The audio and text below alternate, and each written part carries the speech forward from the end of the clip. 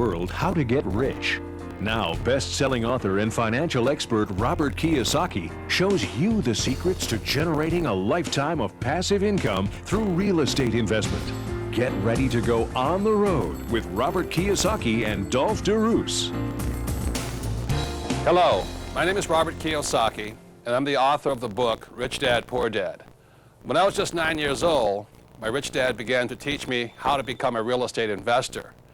And the way he taught me was through that game most of us know about, the game called Monopoly. And he said, son, on this game board Monopoly is a formula for great wealth. And most of us know that formula. It's 4 greenhouses, 1 red hotel. 4 greenhouses, 1 red hotel. And that's how my real estate investment career began, with that simple education and lessons from my rich dad. And that is why I was able to retire in 1994 at a relatively young age of 47 because of the simple investment steps my rich dad taught me. In this program, I will be sharing with you those same simple real estate investment tips my rich dad shared with me years ago. And to assist us in this program is my dear friend, author of the book Real Estate Riches, Dr. Dolph DeRoos. Welcome, Dolph. Thank you, Robert. You're a doctor because you have a PhD of electrical engineering. Is that true? That's correct, yes. And isn't it also true you've never had a job? Never had a job. Well, please tell them why. Well, it's very simple. I went through engineering school. I spent 8 years at university getting a PhD. And at the end of that time, I was offered a job at $32,000 a year, which in those days was a pretty handsome salary.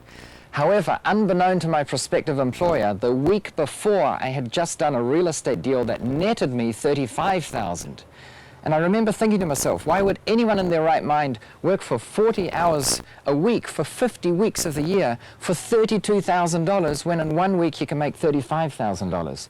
And I decided there and then to get into real estate, and I've never had a job. So you would highly recommend real estate as an excellent form of investing? Well, I'm very biased, but I think it's the best. I think there's nothing better, and I have specific reasons why I think that. So in this program, we're going to show people how simple it is, right? Right. I mean, doesn't it surprise you that everybody's not doing it? When you know how simple it is, it's astounding that people don't get up and look for a deal. They'd rather sit in front of the TV and watch other people's creations than make their own. Or even worse, I watch people sitting in front of television sets watching the stock market go up and stock market going down and up, and that's horrible. Right. The only thing that Dolph and I have is we have cash flow. I mean, checks every month, money flowing in, right? Right, and on top of that, the assets that generate those cash flows keep on going up. Right.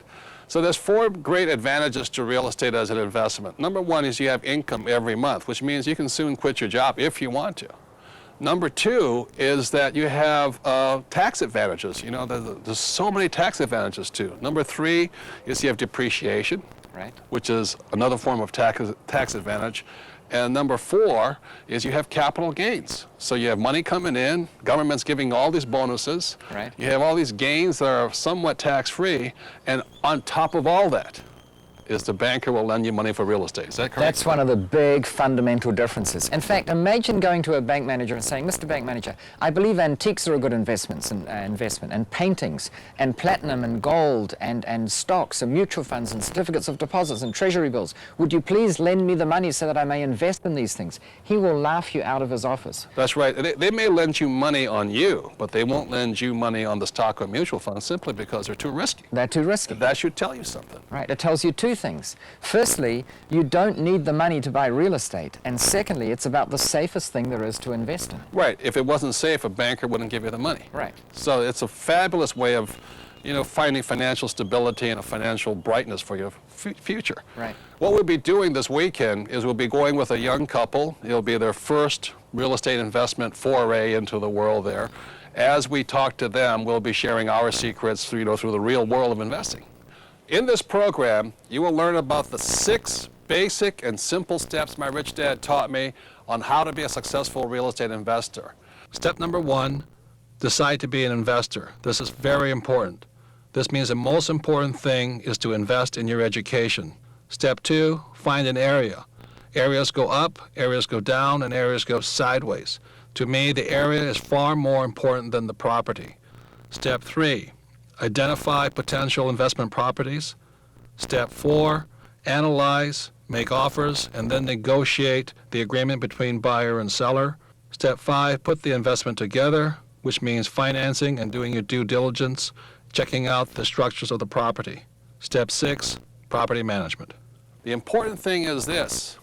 You must have the 6. If you only have 4, the real estate deal falls apart. Would you agree with that, Dolph? Totally. If you're missing one, then you won't have an integrated package. It won't work. Right. Another thing, too, is those 6 steps will work in any city throughout the U.S. or any city throughout the world. Is that correct also? All over the world. It's international. Right. So if you're going to be a property investor, a real estate investor, these 6 steps are important, and this will be covered throughout the program. You will learn these 6 steps that will make the process of becoming a successful real estate investor a fun, inspirational, and profitable one. The first step is this, is you must decide to learn. Would you say that's true? You have to make that decision. If you don't decide to become an investor, then you'll never get round to completing the other steps. Right, because each step requires learning. There's one more thing I'd like to say, is start small, right? We started on small deals. Very small, ridiculously small almost, but we cut our teeth on those to give us the confidence to go forward. Right. The thing is, we're active learners. All the time. Are you constantly studying? Constantly. Even yesterday we were talking with each other, sharing some ideas, and we both learned something new that we didn't know. Right, and they say we learn something new every day, but the question is, what are you learning new every day? So if you want to become a property investor, step number 1 of Rich Dad's 6 steps is decide to be an investor in your education. True? Right. Then we go out there and do it, and you learn along the way as you go. Those 6 steps will make the whole process fun, easy, and understandable. So what you'll be getting from this program are not only the simple words of advice and wisdom my rich dad gave me, but you'll also be getting Dolph's and my own personal experiences. So what you'll be gaining is the inspiration, as well as the tools, but most importantly, the what? Most importantly of all, you'll get the confidence to go out there and find your own deals, to get your own passive income, and to set yourselves up for the rest of your lives to have that income there. So let's get started. To help put their principles into action, Robert and Dolph chose to work with Ryan and Kim Rogers, first-time real estate investors. Having just purchased a home for themselves, Ryan and Kim had little of their own money to put down, but they were willing to learn and ready to find their first investment property. Hi, you're Ryan and you're Kim? Yes. I'm Robert and Dolph. How you doing? Nice to meet you. Nice to meet you. Hey, Ryan. Nice to meet you. Hey, Kim. Hi. So I understand you've just bought your first home, and now you're interested in becoming real estate investors. Is that Yes. right? Yeah. Before we go into it, can you tell us why, or I mean, you're very young, why would you be so motivated to suddenly get involved in investing? So, Kim, why don't you? I don't know. Well, I think a big factor for me is just that I don't want to work the rest of my life, and I especially don't want to work hard for money the rest of my life also. And I mean, I just really want to get to the point where I can enjoy life and No, work hard. To work for a living. yeah, have enough money to relax. Good. And what's your motivation? Well, I think the biggest thing is working for somebody else and not knowing if there's going to be a guarantee. You know, with all the problems there are, you see all these big corporations going down, and the job security thing, worrying about your job, and whether that security is going to be there in the future. That's my biggest motivation. And maybe leaving up more time for family stuff. When we start having a family, it's instead of having to work hard and be tired at the end of the day where you don't have time for your family, it'd be nice to have other options to.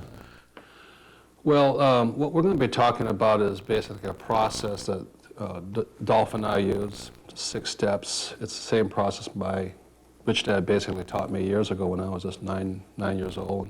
Well, how old were you when you bought your first property? First property at 17. Yeah. My first property was 24 when I actually bought something. Let me ask you this. You've already bought a house, right? Mm-hmm. Do you suspect that buying a personal residence is different than buying an investment property? Yeah, so I think I don't know as far as we've been, I don't know if there's a difference about looking at property if it's personal or rental, but it definitely, if you're going to invest in the property for tenants to live there, it doesn't necessarily have to have the flashy things and the nice faucets and stuff like that. Very good. Paint can cover stuff up and. Very smart, aren't they? Very smart, yeah. You didn't go out looking for something that you wanted to live in for the next 20 years. No. You already had half a mind to how would this rent out as a rental proposition. Yeah, I want to commend you too, because looking for a personal residence is different than looking for an investment property. The process is basically the same, But there are subtle differences, right? Right. You should never let emotions come into an investment property. As we always say, fall in love with the deal, but not with the property. Now, when it comes to a home to live in, at some stage, you're going to want to have certain personal, emotional factors come into play. Would you enjoy living there? And since you're going there every night, you might as well enjoy it. But for an investment property, you should never let that rule. So anyway, do you have any questions for us or anything you'd like to know? Or I guess just, you know, starting out as an investor, I mean, you don't understand the whole real estate process. I mean, we just bought our first home, but it seems like they kind of rush you through it and, you know, everything kind of holds you. But as far as investing and learning how the investment process works, I guess that's, you know, where to start and how to come up, you know, we're limited on money, and if you're limited on money, you know, how do you get going in the real estate, you know? that's great. I think one of my questions would be is that now that we have first bought our first property and we do want to invest further in real estate, how would you do that? We've used all our sources of money and things like that, and how do you move on? And you're still in school, right? Yeah. That is a big issue. For most people, they say to buy real estate, you need a lot of money. Real estate is more expensive than a stereo or a car or anything, so it's easier to buy those things first rather than the real estate. And the interesting thing is that to buy real estate, you don't really need the money. And we're not even talking about the bulk of it in the form of the mortgage. Most people think you still need a down payment of 10 or 20%. And the interesting thing is you can get away without even having to put up cash for that down payment. Now, we're getting into some pretty fancy techniques, which we'll share more information on later, but just to give you the seed of an idea, the biggest source of finance that you can use for your down payment that most people overlook is when there's a house on the market. You can go to the seller and simply say, would you be willing to leave in 20%?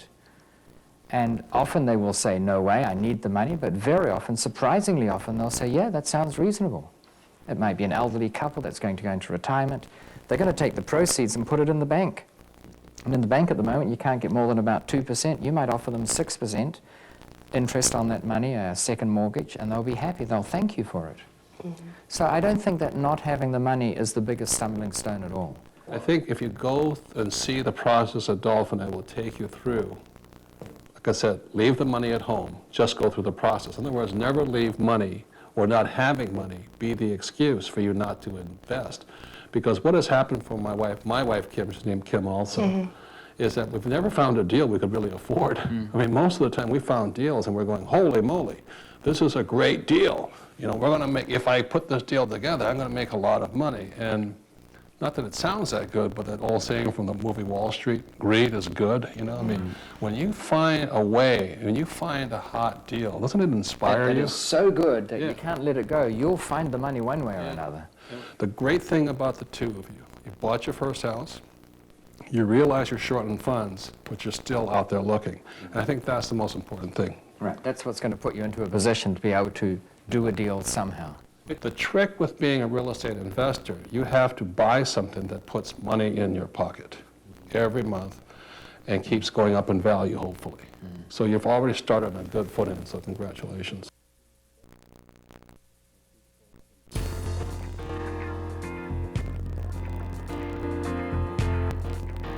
Another step in Rich Dad's 6-step process is to find an area you like. For example, in any market, markets move up, markets move down, and markets move sideways. They're called trends. So what you want to look for is the area, hopefully, that's moving up. Would you agree with that? Totally, yes. You know, like we always talked about, there's some cities where people are moving out of. They're in decline. Right, and people are moving into. Right. And generally, where would you rather invest? Well, obviously where people are moving into, but the interesting thing is, unlike the stock market where it's very difficult to know which markets are going to go up and which areas of that market are going to go down, with real estate you can follow the trends because they're so slow to evolve. A city that's had high growth in one year is likely to have had high growth the year before and will have high growth the following year, and similarly those with slow growth. So it's very easy to figure out which cities and which suburbs within cities and which clusters of streets within suburbs are likely to do well in the future just by watching the past. And you don't get that luxury with many other markets. They're far more fickle and volatile. Right. So in any market, any investment, you have to watch the trends. There's always 3 trends, up, down, and sideways. Another way people become very successful in choosing the area first is sometimes you look for an area that's been down for years, and then suddenly it comes back to life again. Those are Right. really good, aren't they? They're great, and the trick is finding when it's at the bottom, because then it's about to take off. And the prices are really low. Prices are low. Most people make the mistake of buying when it's Yeah. at the top. They think, wow, this is going Right. really well, and they buy at that peak, and then the only Too way late. to go along is sideways or down again. Right. And if you're just starting out, let me give you one more tip that I learned the hard way. My first investment property I bought on another island in the island of, from Hawaii. So I had a problem in this piece of property. It meant I had to catch a plane, fly there, rent a car, and go check my property. And so this problem persisted for a while, and so for 2 days a week, I was getting on a plane, flying to another island, renting a car, look at this property. So that added to the next thing. If you're going to find an area, make sure it's close to your house. And so I would recommend this, is find an area that you can even walk to. You know, in my book, I talk about how the first investment property that Kim and I bought together, I used to jog past this neighborhood. So if it's close enough to jog to, it's close enough. That's a great area. Or find an area that you can drive when you're, going back and forth to work. The reason is when you're first starting out, you're bound to make a few mistakes. So make sure the area is close by. It's another good choice. Right, so that you don't spend 2 days a week just getting there to fix one minor problem.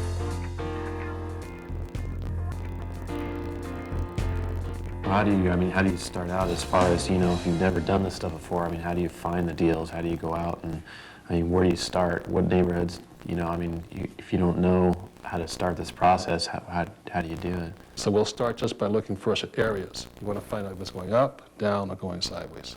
Then and what we're going to take you to are 3 houses, or we're going to look at property, should I say, of about the same price point, and let you decide whether or not one makes more sense than the other.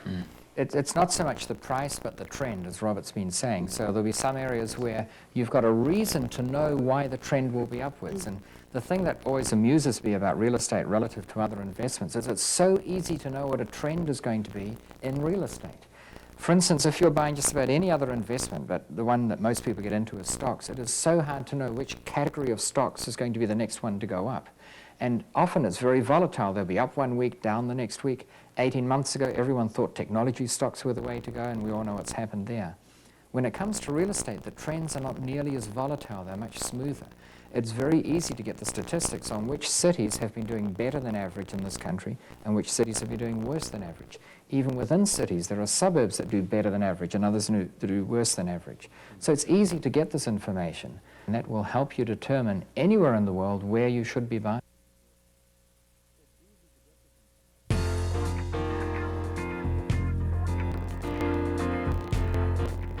After you've identified the area that you want to invest in, hopefully one that's going up, at that point you begin looking at properties, the actual sticks and bricks as I call it. Now Dolph, do you care if the property is ugly? Not only do I not care, I like it if the property is ugly. I mean, you like problems, right? Well, they're not problems to me, they're challenges. You see, if there are problems, they're perceived problems, then everyone else values that property very lowly. Right. But I know that for a very small expenditure, I can massively increase the value of that property. So I love challenges. Right. So that's why I say to people, fall in love with the area, but not necessarily the house. In fact, a lot of times I look for the best area with the ugliest house. Right. And only at that point do I start looking at multiple properties. I don't want to get attached to any one. Is that correct? Correct. And you have to look at a lot of properties. People make the mistake of looking at 2 or 3 and trying to make a decision. You've got to look at dozens and dozens, and all of a sudden one will pop out as being spectacular. Yeah, sometimes you walk into a property that's not even listed just because you're looking around the Right, area. right. It might be for sale by owner or something like that, or people hear that you're looking to say, well, actually, my cousin's got one for sale. I wonder what he wants for it. Right. So after you find this area, you become this expert, and once you become this expert, let's say you're jogging or riding your bike around and everybody knows you're looking for investments, suddenly people start giving you all these great deals and these properties. So that's the next step. After you've identified the area, then you start looking for the properties, and oftentimes I don't really care if they're bad. In fact, some of them can be too bad or too broken, but you're looking for problems sometimes, or sometimes they don't have to be a problem. It's just great deals. In this program, we'll be looking at different areas and only a few pieces of property, but I caution you, in the process of finding the property, if you're just starting out, I highly recommend you look at 100 pieces of property before you make an offer. In other words, leave your checkbook at home, leave your wallet at home, leave your purse at home. Go and look at 100 properties. Don't buy anything. Would you agree with that? Totally. It's a numbers game. You cannot expect to go out and look at maybe 10 or 15 properties and have a spectacular deal amongst those. It might happen, but chances are it won't. And even if it is there, you'll have no reference to go by. You won't know if it's a good deal. I would say this is a must of this step. Learning to love to just look at properties. We've looked at tens of thousands, haven't we? Over the years. And whenever we go anywhere, we always get out and look at real estate, be it on holiday or whatever. Right, so this goes back to point number one, is decide to learn, to become an investor, because you learn something new every day. Every time I go to a new piece of property, I learn something new. Which helps you in deciding whether the next one is good or not. And remember that time you were teaching this course and you have this formula of 100, 10, 3, 1. In other words, 100 properties, you make offers on 10, you get 3 accepted, and you just buy 1. So 1 out of 100 you buy, and this one guy in your class stood up and said, I've looked at 20, I haven't found anything yet. Remember him? Yeah, well, he was angry, but he only looked at 20, and he cannot expect to find a great deal by looking only at 20. And most people give up, you see. This is, I think, one of the best rules there is. Look at 100 pieces of property. Most people will go out, they'll look at 13 one weekend, they might look at 15 the next weekend, and they'll say, gee, I've looked at 28 already. But the weekend after that it's raining and they don't look, and the weekend after that Cousin Mary's getting married, and all of a sudden they say more to themselves than anyone else, it doesn't work. Right. You've got to look at the numbers. And it becomes so much fun. And you know, the best part about it, if out of those 100 you find one that makes you rich for the rest of your life, it's worth it, right? It's self-explanatory, yeah. And fabulous. You So- can find one every week if you put your mind to it. Right, and after a while, it becomes a process. It becomes a way of life, and that's why I say the first time, find an area near your property, near where you live or where you work, and make a regular process through it. You're looking at them, studying them. But what you were saying is most people look harder for a car. Right, they'll spend more time, more weekends going out to look for a car that will depreciate and go down in value over time and only serve them for 5 years anyway, than they do going out looking for one piece of real estate that might feed them for the rest of their lives. As an additional point, I'd like to add that when you're finding your area and identifying pieces of real estate, this is where your broker becomes very important. Not all brokers are equal. Not all brokers have the same intelligence. As you're going through the area and looking at different properties, you'll soon find out the brokers you like and brokers who like you, right? Right. And then also, not all brokers work with investors. Most of them work with home buyers, especially the first time. So there's, the kitchen's important. How pretty is the paint and all that. Well, we don't care about that. So on top of finding the right broker, you have to find one that understands you, and hopefully is an investor himself or herself. Right. Most brokers that understand you, that have the same mentality, are investors. And don't ever be put off by a broker who is an investor. Don't think, well, if there's any good deal that comes along, he'll take it for himself. No broker can buy every deal that comes across his desk. Yeah. The advantage of a broker that does invest is he understands the mentality, he understands what we're after, that we don't care whether the deli on the corner is good or not. We just want a good deal. Yeah, investors think different than home buyers. Right. And so, Dolph, there's questions you can ask a broker to find out whether or not they're compatible with you or share the same investment philosophy. Is that correct? Sure. In fact, often what I do when I go into a new area, an area that's new for me anyway, is I will go to a real estate firm at random and just go up to the person at reception and say, tell me, who would be your best investment broker that you have here? And if he or she says something like, well, I don't know, they're all good, then I know I'm in the wrong place, so I go on to the next firm. But let's assume I come across someone who says, well, actually, that would have to be Frank or Sally. Then I say, well, I'd like to speak with them, please. And I've got a couple of questions for them, too. The first one might be, all right, Frank, could you show me what are your top 3 investment properties that you have on your books at the moment? That's my favorite question. I say, what do you think is the hottest deal you got right now? Yeah. And if they say, wow, gee, they're all good, which one would you like to see first? I know I'm dealing with the wrong person. But if they say, well, actually, the top deal, the hottest deal we've got would have to be this one here, I'm almost there. I'm not quite there because I still have one more question to ask, and that is why? What's your criteria? Well, how did you analyze this thing? And in analyzing, you find out whether or not you are in the same wavelength. Whether we're compatible, whether they think the same way. If they say, well, the deli down the road has just the best sauerkraut or whatever, then I know I've got the wrong person. I went to this one place, and the guy said, this is the best deal. I said, what is it? It said it was this new construction and all this. All you do is put $5,000 down, and in 2 years, it'll be worth $100,000 more. That's not an investor. That's a speculator. That's a speculator. Right. But if they say, well, you know, this property sold 5 years ago for $200,000, it's now on the market at $300,000, but all the others around it that are similar are selling for $350,000. I know I've got someone who can speak our language. Or they hear of somebody, say, a new company is moving into this area and all the properties around it will go up in value. This person is paying attention to what the market is doing and whether it's going Right. up or down. Right. So many times real estate agents focus on the house and not the market. So what I'm watching for or listening for, hoping to hear, is I have a real estate broker who is the same thing with me, is they're looking at the area first, the property second. Exactly. And when you find a good broker, pay them well. I meet so many people who will tip their waiter 20%, but try and stiff the broker 6% or whatever the commission is. You know, that's tipping somebody who's costing you money rather than tipping somebody who can make you rich. I like to pay my brokers everything. I mean, I like making them rich because they're making me rich too. Right, right. In this video, we only have time to go over a few areas and a few pieces of property. But please let me reiterate the importance of looking at as many pieces of property as possible before you break open your checkbook.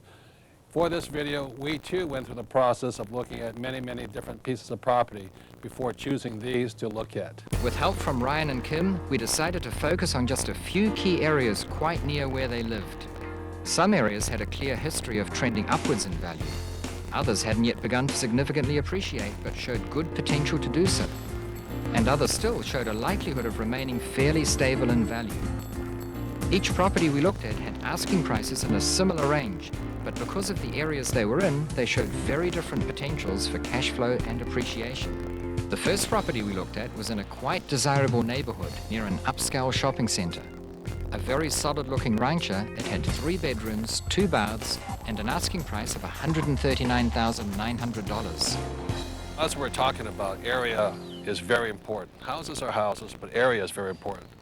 One block to the south, all the high-end car dealerships, Porsches and Ferrari. About 3 blocks to the east over there are very high-end tourist attractions. And just 5 or 6 blocks to the north here are the high-end shopping centers, fashion parks. So this is a great, stable neighborhood. Wouldn't you say that? I agree, and when you look down the street, you can see that all the houses here are very straight and tight and clean. It looks as though it's a very well-kept neighborhood. And this house in particular, I think it looks very tidy. Just from what we've seen here, it's got a very clean concrete pad here. The roof line is very straight. It just looks a very neat house that you'd feel comfortable renting out to someone. What Dolph is talking about is when you first walk up to, it's called curb appeal. How does it emotionally hit you? Does it look clean? Does it draw you in, or does it push you away? So if you're a renter, who you would rent it to, they would say, oh, this, you know, I'd like to live here. And that's very, very important. Like, I look at the roof. That's a great looking roof. Right. Yeah. In fact, I think it's been extended because when you compare this house with the ones either side of it, they've all got carports with just a wall at the end, and I think they've boxed this one in and extended the roof line. It gives the impression that the house is a lot bigger than perhaps it is. Right, what Dolph is pointing out, there's carports there and carports there, but this is an enclosed garage.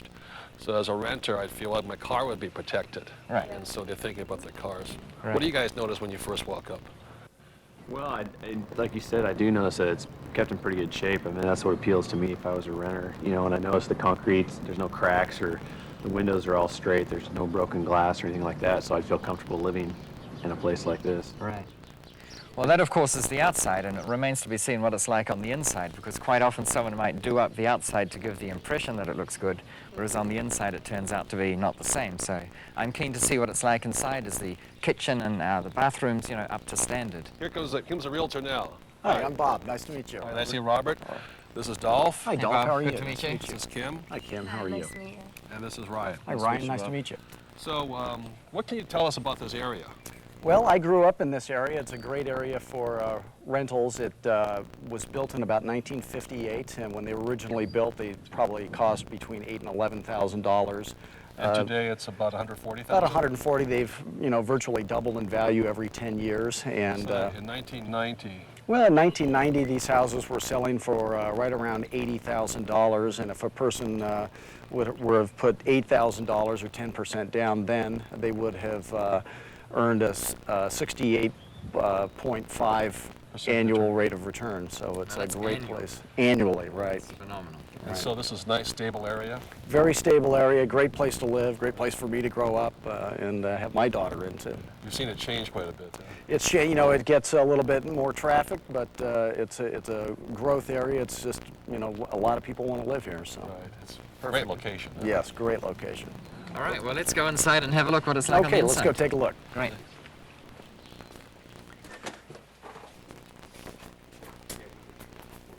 Well, look at this. It's very nice in here. So, well, one of the first things I noticed is the fireplace here, and things that tenants like tend to be something like a fireplace where you can have an open fire, and it's kind of got a unique style about it too, so that's nice. It's very quaint. Very quaint. And look at that. That's 1970s disco. You know? Whoa, look at those mirrors. I mean, that really is bad. You can just pull that right off of there and. Yeah, the good thing Yeah. about, exactly, Kim, this is perfectly, all you do is take it off. It's not expensive to do. I mean, you can do that, you know, in an hour at the most. Right. And then you get a little paint, and it would be very nice. And if you look at this carpet here, right now the carpet looks dirty, but it's a high-quality carpet. And I think with a good cleaning, it'll bring it right up. And you could probably get 2 or 3, you know, more years use out of it. But it's a very Easily. high quality. It's in very good condition, yeah, yeah. Again, the whole house reeks of quality. It's just, you know, back in the 1950s, as Bob says here. Let's go to the kitchen, see what we have here. Alrighty. Well, this is interesting. Just looking down at the tiles, you know, they're in perfect condition and they don't look dated at all. It's very, very straight. The bench here too. I see it's got a dual sink with a single faucet over it, so that's pretty modern. The thing that does stand out in my mind, though, is these cabinets here. While they're straight and tidy and they look as though they're very operational, the color scheme really, I think, is from the 1950s. I'd hazard a guess that these are the original colors they had here. And I think a coat of paint could do wonders in transforming this. How much, Kim, how much do you think it would cost to paint this? Maybe less than $20. Yeah, $20, yeah. You see, the whole thing is that to do this up, to change those panels and the mirrors and the color of the paint in here, we're not talking big dollars at all. And the perceived value when you'd walk in, if you did those changes, it would be much higher. It's a very good quality house. And look at this here. I was just looking at this. Push this button. And look, they have these metal roller protectors, like garage doors for your windows. They're everywhere. And, you know, that means more security. If you had an older tenant come in here, they would just feel very comfortable, safe in here. This whole house, you know, reeks of safety. And what's that's a good. great point, because we've talked about the solidity of the house, how that makes it very good from a landlord's perspective. It's very hard to destroy this house. But things like this grill here, that makes it very appealing for a tenant to be here and live here. So you'll find it eminently rentable because it's a very safe house from a tenant's perspective. If you advertise this as a very safe, secure house with, you know, protected windows, it attracts a different type of tenant. They probably stay longer, too. Look on the backyard and look out there. Okay? Yeah. I mean, this is, you can tell by the construction here right away that they almost overbuilt it, so that shows really pride of ownership, and they did a great job. And I mean, look at this slab here. This is very solid construction. And it's so extensive too. It's a Yeah. huge big slab. It is almost overbuilt, but that's a good sign. The person took care of it. Yeah. Compared to that house over there, I mean, you can tell. A little chintzy. That's And a then- bit more flimsy. And for people with kids, you know, they have the solid cinder wall, hollow tile wall. It's fabulous. I mean, it's Right. a very quality place, wouldn't you say? Yeah, oh yeah. It's in perfect condition too. If you look over here at the gate going to the alleyway. Well, security reasons, you know, like you said, the solidness, it to me, it's like a security, especially with kids, you know. Yeah. It's a security, big, tall walls, solid walls. It's great. Right. Let's And go then- through here. Let's go over here. Hey, look at this here. I mean, this is a storage room. I call it a Bubba room. You know, you can put your tools and store all your bicycles and all the things you can't fit in your house. This is a great feature right here. But I'd say this was part of the original house.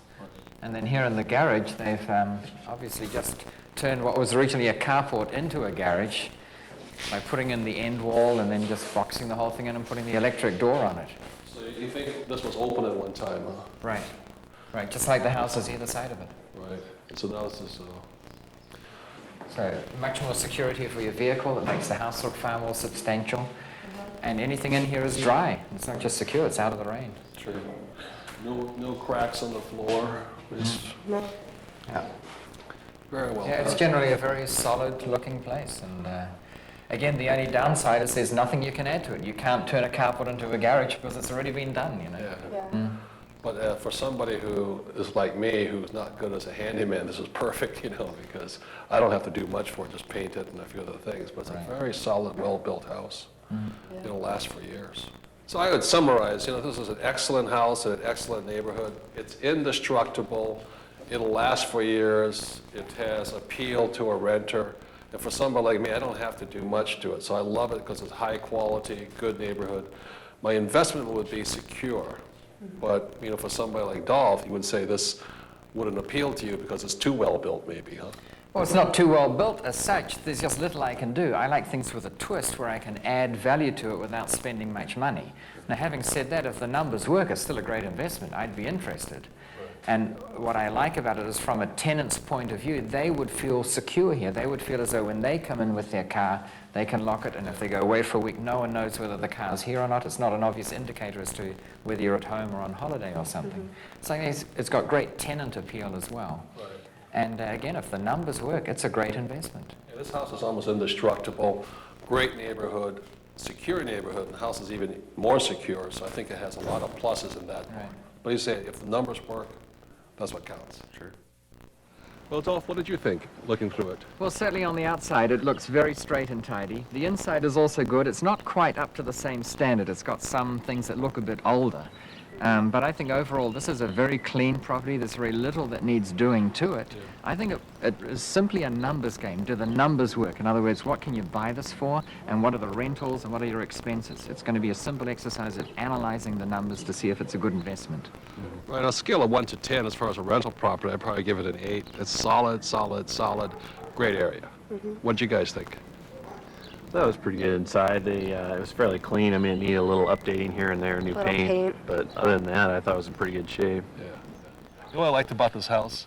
It's indestructible. You know, I mean, it's a tough, well-built house. Brick and concrete, and yeah, there's little that can go wrong. It's a quality house, and it's solid. That's Right. what I like about it. There's probably little you can do to add value here. I mean, we're at one of the houses either side, then you could turn the carport into a garage, but that's not possible in this case, and there are many other things that are not possible to do here. It's not as if the driveway needs sealing or anything. Right. But that's why I say it's simply an exercise in working out the numbers. If the numbers work, it's a good deal. Kim, your final impression of a house, you know, since you and Ryan will be investing it together, what do you think of it? I think it's great. It's in good condition. Just needs a little bit of updating, like paint, simple things, maybe tearing off some old mirrors and stuff like that. But So you could give it the nice woman's touch to it. oh yeah, it's a once over. Yeah, Right. that would be nice. Well, we have a lot of other houses to look at, and so let's keep going. This is a nice one, but let's find out, let's see what we can find. Let's go. It's Okay. exciting. All right.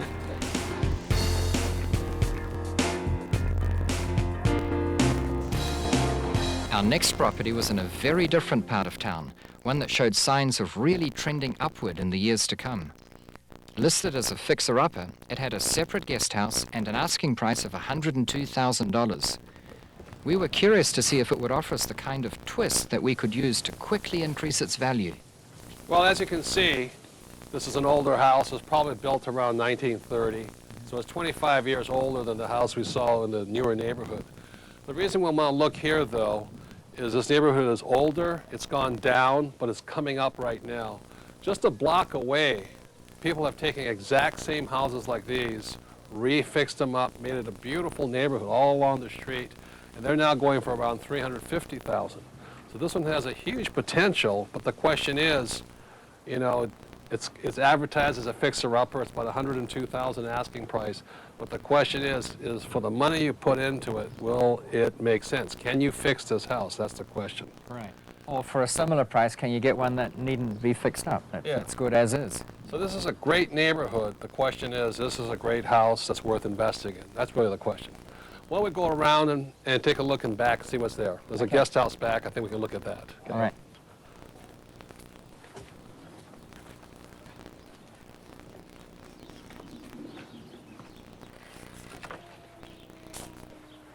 Mike, look at that. Yeah, and the hole Look at up that. there. Look at the cracks there, the cracks there. Right. Look at this master carpentry work here. Obviously, I think this house is it's cracked up front and it's cracked at back. Right. At 102,000, I wouldn't begin to guess how much it would take to make sure it was safe and sound. I think we have a lot of problems underneath. Huh? Right. What do you guys think? Yeah, I think it's more work than I'd be willing to take on. Just a first look, a first glance at it, I think it's a lot of work. It's a lot of work. We put a lot of money. Like I said, this is a great, great neighborhood, a great area. But this may be a house that unfortunately has nice design at one time, but I think it's absolutely too old, too busted, too gone. Right. The But- effort it would take to do it up, you could better Yeah. spend looking for the next good deal. Yeah, it's better to invest your time rather than your money looking for a better deal. Right. But let's go look at the guest house. That's one of those selling features the agent told us about. So look, if the guest house is good, who knows, okay? Okay. Okay.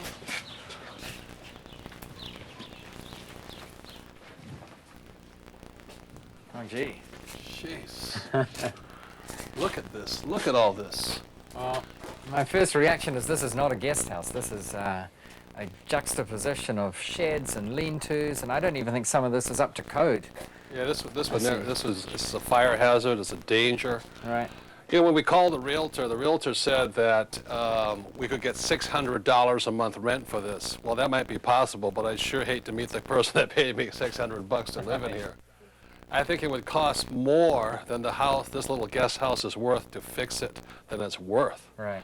So I really think this whole project, you know, even though it's got some character, like I said, it's a great neighborhood, but there's better investments. This would be a waste of time and money and effort, and I think the price is unrealistic, even though it's the lowest price in the neighborhood. I agree. I think for this price, we should see what else can we get in this region and see, you know, how that would perform relative to this. Yeah, I mean, you're pretty good at fixing things up, but this is a major job. Yeah, this is more work than I want to get into. Yeah. And it would cost more than you would ever get your money out. So there's far better investments. Let's go look at other things.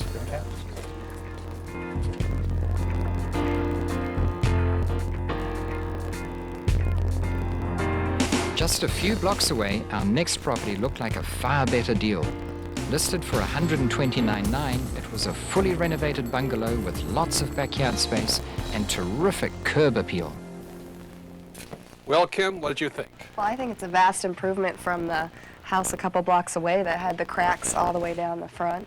Yeah, what a difference, huh? Yeah, what a difference. I mean, could you have fixed that other house? No. No, that house was cracked. But here we are, the same house, about 1930, same style, same design, structurally sound, much more improved. You know, the question is, what do you think this house will be worth, 5 to 10 years from now? It's a great neighborhood. It's got charm. It's very old and charming. It's fabulous. And it's been well cared for, you can tell. Did you see those floors and the paint? It was spectacular. They really brought it up well. I mean, this is a great value. But really, we're going to have to find out now how good an investment it is, and that the numbers will tell us, right? Right, because this one's, they're asking about $130,000 for it, so it's a bit steeper than the others in price, and again, the analysis will determine whether it's a good deal or not. But it's a solid value, great neighborhood, fabulous house. I love what they've done inside it. I couldn't do it that good. Right, right. It's really well done. I have noticed across the road there's another for sale sign. Really? Yeah, another house there, so I suggest while we're here we check it out and see if it's any good too.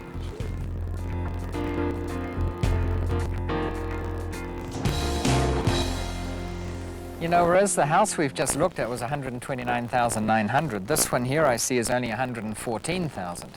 Not altogether unexpected. The one there has a lot of charm, and this one, I'd say with the way that the front yard is, it doesn't really have the same appeal. Yeah, you almost can't see it because it's just so not attractive from the outside. The landscaping is terrible. Right, and we wouldn't really have noticed this one had we not been looking at that other one, but I say, since we're here anyway, let's have a look inside. Yeah, let's go take a look at it.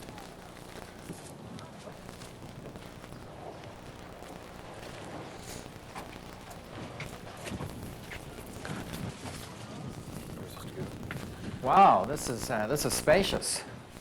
It looks as though it's one open plan area, dining, living, and kitchen area. Look too how it's got windows on all three of the walls. One big one down the side, the big one up front here, and then at the rear as well. Lots of light. What's amazing is that it doesn't look that good from the outside, but from the inside, this is spectacular. Spectacular, yeah. Really, really well done. It's only like a block away from that really frightening house with cracks all over, it was cracked. That one was 102, just a block or two away. This is 114, and all the hard work's already been done, obviously. I've done a nice job of it. Right. And look at this, it all looks new. It looks as though the kitchen's completely new. New benches, new stove, new range hood. There's nothing you could do here, really. It's ready to be moved in. But it's tastefully done. It's, you know, isn't it appealing? Oh, yeah. I wouldn't even have to put my finishing touches on this one. Well, there you go. All right, let's look check at out down the back. parts. Oh, well, on the left here we have, gee, this is a full bathroom. It's got a lavatory, a bath, and a shower. All brand new by the looks of things. That's nice. Yeah, that's real nice. On the Very right, well done. here's the first bedroom, second large bedroom, and then here there is the third bedroom. This looks as though it's the master because there's another bathroom here. In fact, this one also has a lavatory, a bath, and a shower, and then another vanity unit come wash basin. It's very well done. You know, this house has, what, 2 bathrooms, 3 bedrooms, right? Right. And that other house that's just a block away had, what, Just one bathroom, that was questionable. right, and 2 bedrooms. But it had a guest house. Right. What do you think of this place? Oh, it's nice. I mean, if that were just me and her moving in, I'd be ready to move in because everything's ready. Ready to It's move nice. out. This one's ready to move into. The other one needs a lot of work, and yet the price differential, it's the difference between 114,000 asking price and 102,000. You would put so much more money in that house and never get it back. It's the same neighborhood. It's a great neighborhood. Young professionals are moving in here. They have a school right over there, a hospital right over there. It's where the young professionals are moving back in because they can afford to move in here and fix these places up. Right. This is a great area. Do you think there's anything else we can do to improve this place? Well, there's very little you could do on the inside of the house. The only thing I can think of is here in the master bedroom where there is a window, we could turn that into a French door. However, there is a lot we can do outside, Right. and that's what really excites me about this And they've already place. spent the big money. The rest is really simple on the outside. We Right, can and do. cosmetic. Right. This is a well-done place. Yeah. Good value. It's very good value. Yeah. Well, guys, I think we agree that the inside is pretty well done up very nicely. There's little you could do there. It was surprising. You know? Very surprising. Brand new. Robert, you asked what could be done on the outside, and there are 3 things that come to mind first up. One is there's that wooden fence down the back there that's not painted. Now, for about $10, you could paint it and dramatically improve the street appeal of this whole house. So Right. that's number 1. Number 2 is why not put a carport in here? The outside wall is already erected. It would be very simple to put in a carport, keep the car out of the sun or the rain or whatever. Really, again, that would improve the value without spending much money at all. But the third option, and the one that I think perhaps is the most appealing, is why not take that fence down altogether? There's a lot of spare land down the back. It's Why just not? wasted. It's wasted. Yeah. Why not build a 2-car garage with a tool shed or something like that attached? And again, that would dramatically lift the value of the house for a very modest expenditure. And Ryan, you're good, you know, with your hands and tools. Could you put up a 2-car garage back there? Oh, yeah, no problem. Yeah, it'd be easy. Lots of room back there for it, so. And that's what I love about this place. Even though it's nearly completely done up, there is still a twist here, and the dramatic twist is the street appeal is not reflective of what it's like on the inside. Right. And everybody around them, they're improving their property, they're improving their property, they're improving their property. This whole area is coming up. I like Right, that. Right. Well, let's look at the front yard, see what we can do here.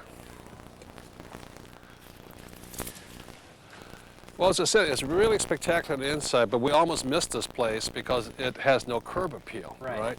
Look at this thing. This bush here is dead. It doesn't look good, and it's a blank wall. Right. I think it needs a door there, maybe a porch, a little rock, you know, walkway up to it. Really make it quaint. Don't you think so? Right. Oh, yeah. Could you put a door in there? Oh, yeah. Just knock it out and put a door in. It wouldn't be that big of a deal. They're pretty simple. What about the lawn? Well, if we change the garden a bit, put in fresh lawn here, perhaps have some flower beds around the edges, and more particularly out front, there's no fence. We could simply put up a white picket fence. And doing all those things would totally lift the curb appeal of this house. Yeah. So that it truly reflects what it is on the inside. Right. But now, I think of all the properties, this has the most value. Great neighborhood, great house. You don't have to put too much money into it. You greatly increase the value. But now it's onto the numbers, right? Right. The numbers will tell if it's a good deal or not. Exactly. So let's go do and the analyze numbers. them. Yeah.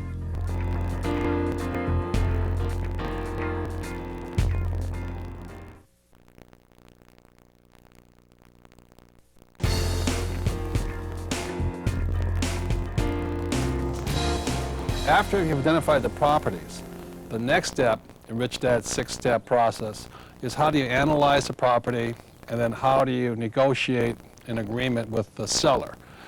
And many times in many books or courses I've gone to, people make that so complex it actually turns people off, you know?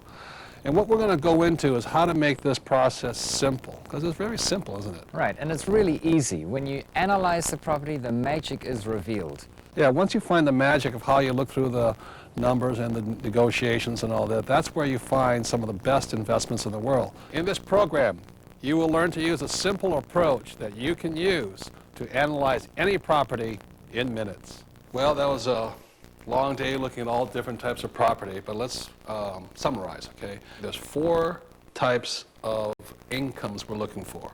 One of them is regular cash flow. As an investor, you want cash flow now. You don't want to be feeding it. You want money in your pocket. Number 2 is you would like depreciation, which is called phantom cash flow. Number 3 is you want appreciation. So let's say you buy a place for 100, you want it to go to 150. That's appreciation.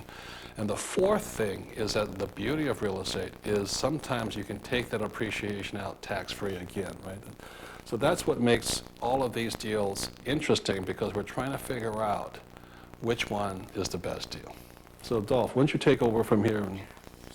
Okay, well, there are many factors that come into play when you analyze a property, but ultimately you want to have some measure of how well it's performing. And what we've got here are some indications of how the 4 that we looked at, the 4 that we decided during our tours, were the most likely candidates to be good performers. And the things that you absolutely must take into account, obviously, are the purchase price, because the higher the purchase price for a given rental income, the lower your returns will be. So we've got the purchase price on the first house here. They were asking $139,900. We're going to figure that we can get it at about $135,000. I always say never offer the asking price, because you know you'll get it. You might as well offer something less than the asking price. And if all your offers are being accepted, by the way, you know you're still offering too much. Get a few rejections. You can always offer more. And the one good thing about this house was, even though the price was a little higher, the rents in that area are also higher. I would say that's a pretty stable area, slowly moving up. It's very slowly moving up. If anything, it's moving sideways with just a bit of appreciation.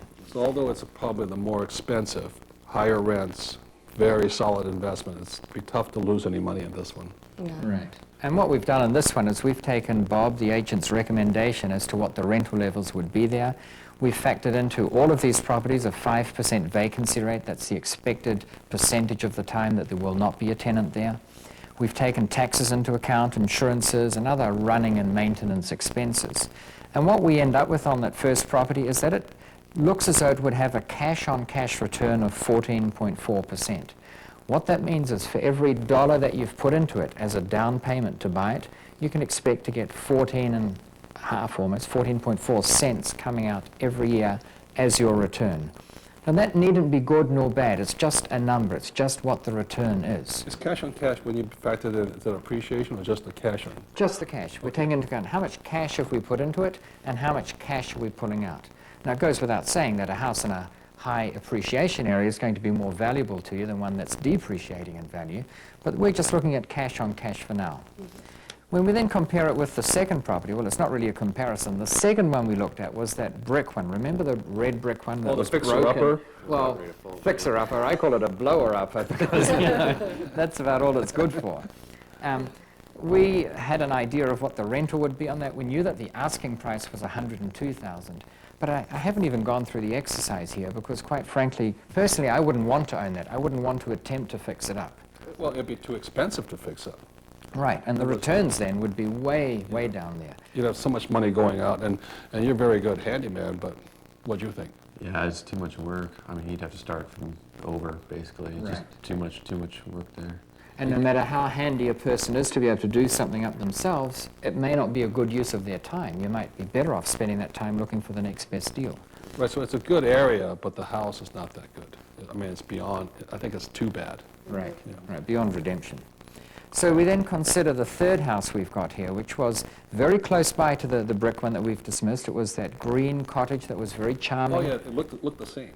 Yeah, it Almost looked, the same it was period, wooden, yeah. but and brick, and it looked very similar. The price in this case was $129,900.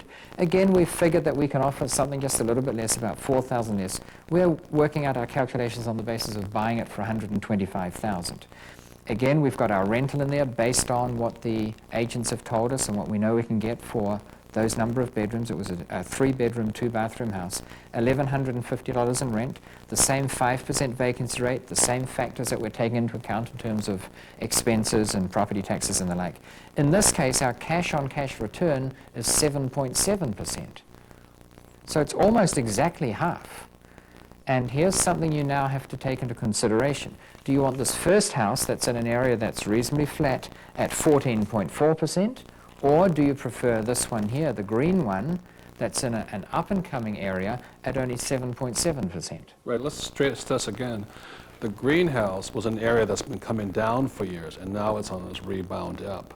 And all the young professionals are moving on. So you as an investor have got to say, am I willing to bet on the 7.7% cash return, the income, versus a capital gain that might be bigger? I think the first house would be a steady capital gain, but not as spectacular if things go the way we want them, right? Right. And in general, that is true. Where you have a high capital growth, you tend to have lower returns, and conversely, where you have high returns, you have lower capital growth. And this is a perfect example of that. Mm-hmm.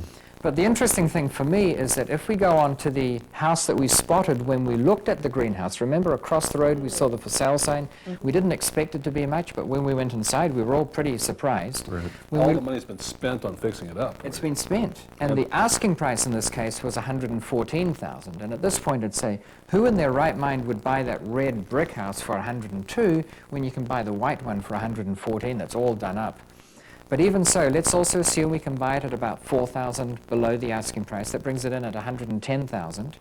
The rental in this case is very similar, $1,150. It's also 3 bedrooms, 2 bathrooms. It's across the road from the greenhouse, so we'd expect the rentals to be about the same.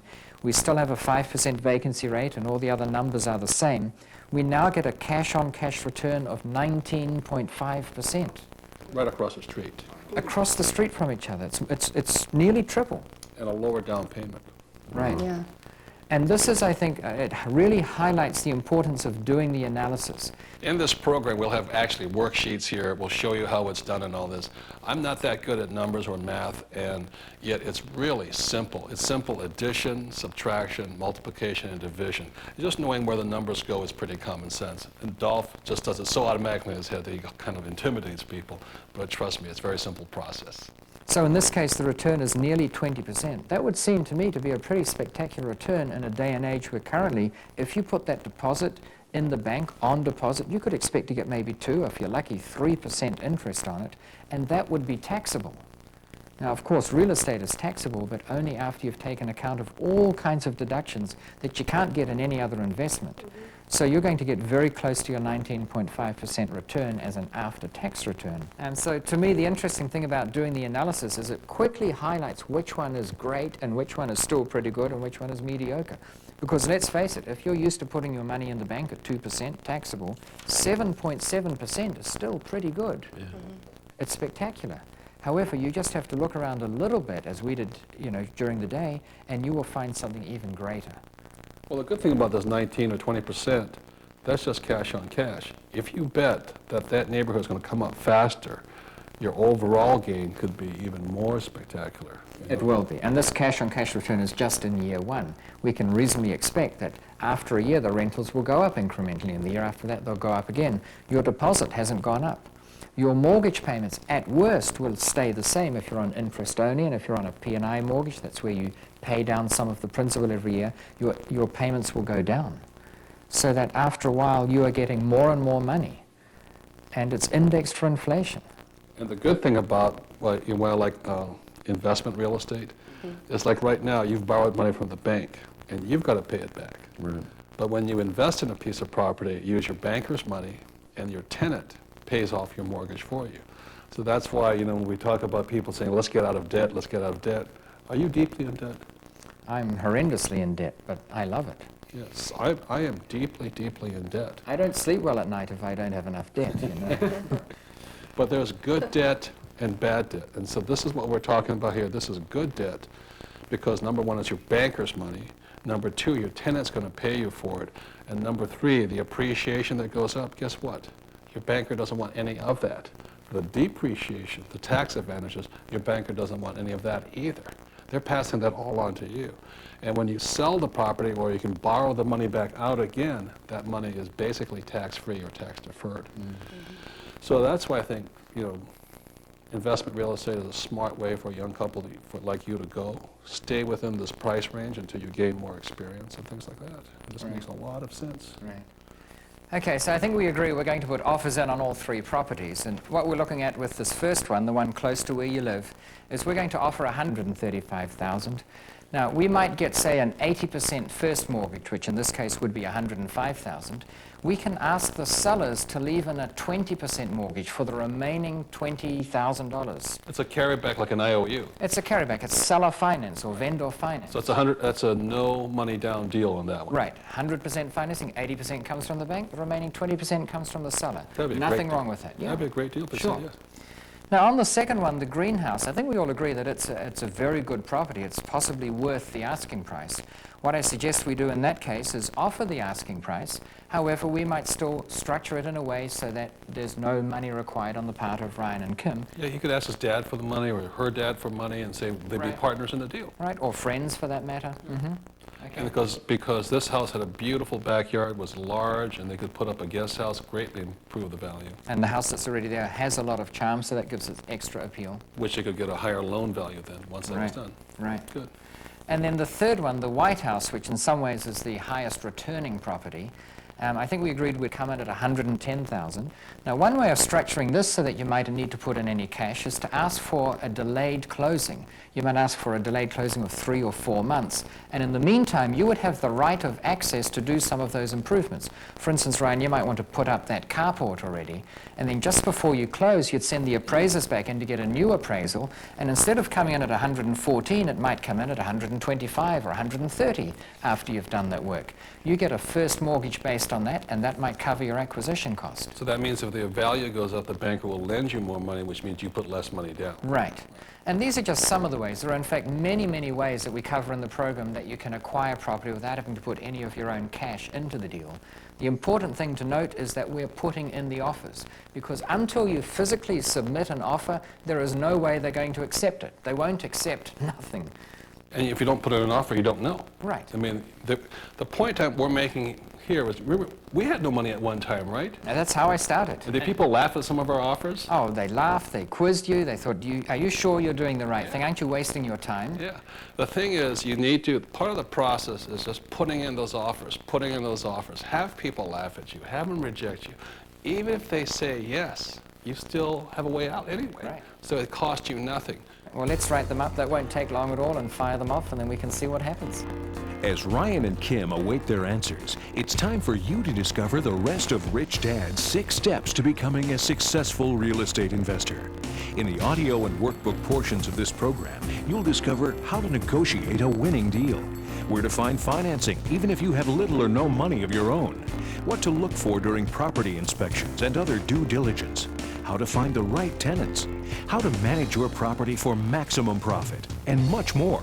But now, let's continue your journey on Rich Dad's Roads to Riches. Here's Robert Kiyosaki. When you go into the rest of this program, you'll find a wealth of information on the rest of Rich Dad's 6 basic steps. A reminder, though, all 6 steps are important. If you leave one step out, the process doesn't work.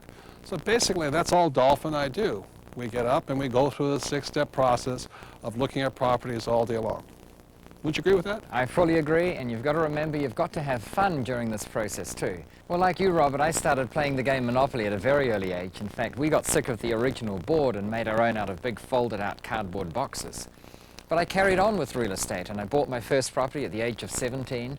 And right throughout college, my 8 years there, I kept on buying, so that by the time I finished, I didn't really need a job.